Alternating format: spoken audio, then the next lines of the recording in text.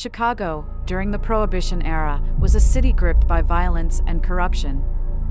Speakeasies flourished in hidden corners, offering patrons a taste of forbidden booze. Police officers and politicians were bought and sold like commodities, their loyalties shifting with the highest bidder. Against this backdrop, the McCarthy and Luciano gangs vied for supremacy.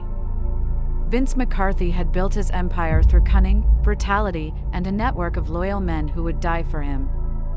He was a man of contrasts, charming and ruthless, capable of great generosity and unspeakable cruelty. His influence extended beyond the criminal underworld. He had connections in the police force and the city council, making him a formidable opponent. Dom Luciano, on the other hand, was feared as much as he was respected. His rise to power had been swift and bloody. Known for his strategic mind and merciless enforcement of loyalty, Luciano had carved out his territory on the south side. His operations were smooth and efficient, with a tight grip on the speakeasies and bootlegging routes. Luciano's reputation was that of a man who would not hesitate to eliminate anyone who stood in his way. The feud between McCarthy and Luciano had simmered for years, occasionally boiling over into violent confrontations that left bodies in the streets and the city in fear. Each gang had its strongholds, and for a while, an uneasy truce had kept a semblance of order.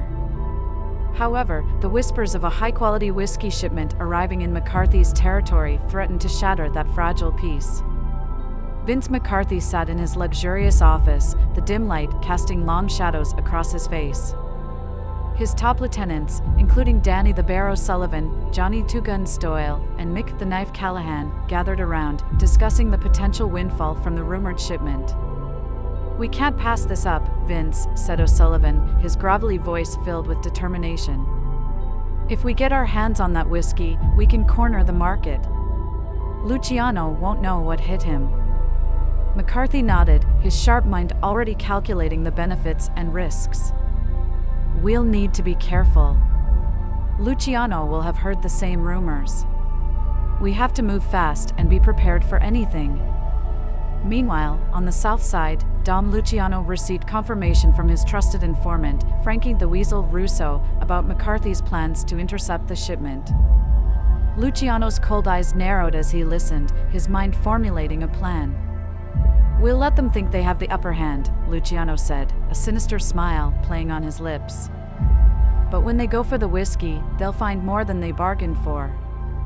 Luciano's plan was to set a trap so devastating that it would cripple the McCarthy gang and cement his dominance over Chicago's underworld.